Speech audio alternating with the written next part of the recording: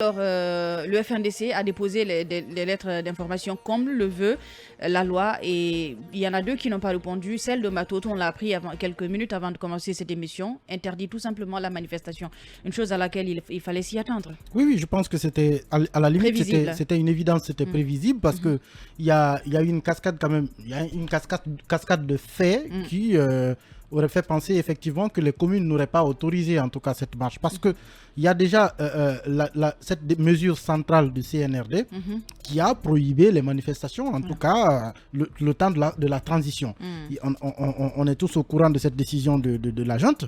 Et derrière, vous avez également le parquet général qui a précédé. Qui a instruit, oui. À partir du moment où le parquet général a instruit même pour d'éventuelles poursuites pour troubles à l'ordre public liés à ces manifestations. Et il faut le rappeler contre les organisateurs de la manifestation, soit les responsables du FNDC. Donc cela remettait de facto sur la place la responsabilité des mairies qui auraient quelque part autorisé ces manifestations. Parce que s'il y a déjà une première interdiction et de l'autre côté la justice qui menace également de sévir, ça veut dire que c'est tout simplement un événement qui est catalogué comme qui ne doit pas avoir lieu.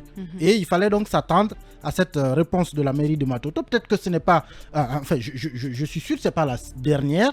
C'est la première réponse pour l'instant qu'on a vue. Mais attendons de voir les autres réponses. Que les deux autres, ce sera pareil. Oui, je pense que l'évidence, c'est que les communes n'autoriseront pas cette marche. Et le FNDC, effectivement, a aussi anticipé. Parce qu'il y a déjà assez de discours de la part de la coordination Emmanuel, il y a beaucoup plus de risques de violence quand les manifestations sont interdites que quand elles ne le sont pas. Parce que là, il y a une stratégie que le FNDC annonce, c'est que demander à chaque citoyen, en tout cas qui veut manifester, de manifester dans son quartier. Donc il y a un risque de violence. Non, mais c'est justement quand on demande à chaque citoyen de manifester dans son quartier que le risque est plus élevé. Parce que ça fait beaucoup de points de manifestation en même temps, vous n'avez pas suffisamment de forces de l'ordre pour encadrer tout cela. Si chaque quartier doit manifester, je pense qu'on ne pourra pas... S'il faut que les forces de l'ordre encadrent, il faut qu'elles aillent jusque dans les quartiers. Et on sait généralement ce qui se passe dans les quartiers quand les forces de l'ordre y sont. C'est ça justement, je pense que c'est là où le risque est plus élevé lorsque chacun manifeste dans son quartier. Et je pense que justement le FNDC a vu cette mesure dans la possibilité peut-être de se dire que la manifestation dans sa globalité aurait été interdite et que dans ce cas, il faut peut-être faire en sorte qu'il y ait une sorte de trouble un peu partout pour mettre au défi l'État finalement.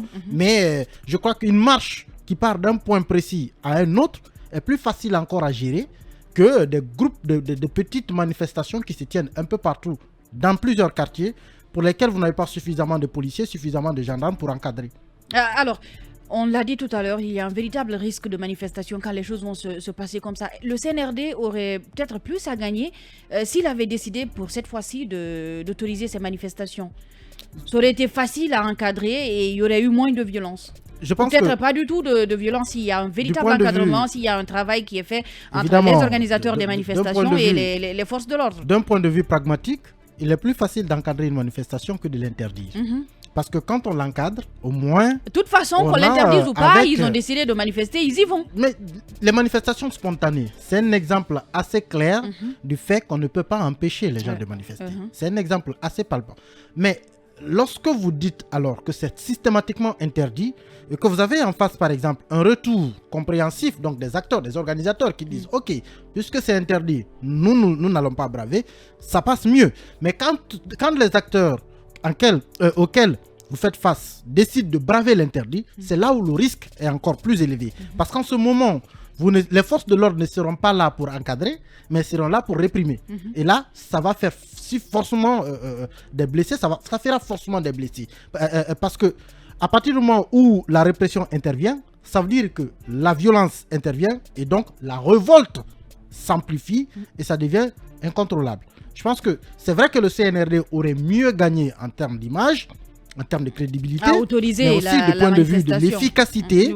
Il aurait pu autoriser la manifestation et l'encadrer tout simplement, veiller à ce que pour une fois, une manifestation se déroule des manières les plus civilisées en Guinée. Mais évidemment, on ne peut pas aussi de ce point de vue tenir seulement le CNRD responsable de cela, parce qu'on sait que même quand parfois on décide d'autoriser et d'encadrer les manifestations, vous avez un esprit civique qui n'est pas suffisamment développé en Guinée pour que les gens acceptent de démarrer là où... Toutes les fois qu'il y a eu des manifestations autorisées, les choses sont bien passées.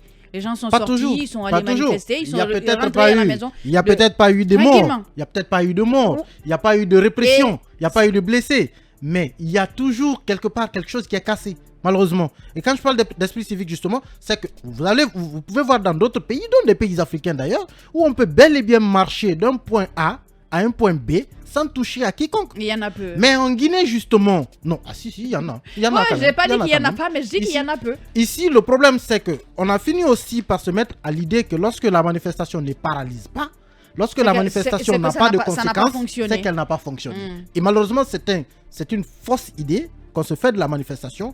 L'idée d'une manifestation, c'est d'exprimer tout simplement un point de vue, pas de forcément casser. Et on est sûr au moins, à peu près, au moins à 50%, que maîtriser chaque manifestant en Guinée, c'est un défi pour les forces de l'ordre, un défi qu'elles n'ont jamais pu relever. Et de l'autre côté, les politiques qui sont partagées, comme il fallait s'y attendre. D'une part, certaines coalitions qui annoncent qu'elles vont y participer et d'autres non. C'est le cas de la CPR dirigée par Dr Faya Milimono qui dit qu'il n'est pas d'accord et qu'il n'y participera pas. Il ne faut pas non plus oublier que la CPR de Faya Milimono a toujours été aussi pour une transition, on va dire, entre guillemets, apaisée. Donc une transition non mouvementée, ou en tout cas moins mouvementée. Donc du point de vue idéologique, on sait déjà que c'est de ce point de vue-là qu'ils auraient pris position. Donc ce n'est pas surprenant du tout que ces coalitions déjà qu'on taxe d'être alliés du CNRD à tort ou à raison, on ne saurait le dire, mais leur position dans ce qui est en train de se jouer aujourd'hui est tout à fait tributaire de ce qu'ils ont déjà exprimé depuis le début. Merci Emmanuel, et à vous restez avec nous. On revient tout de suite après les infos.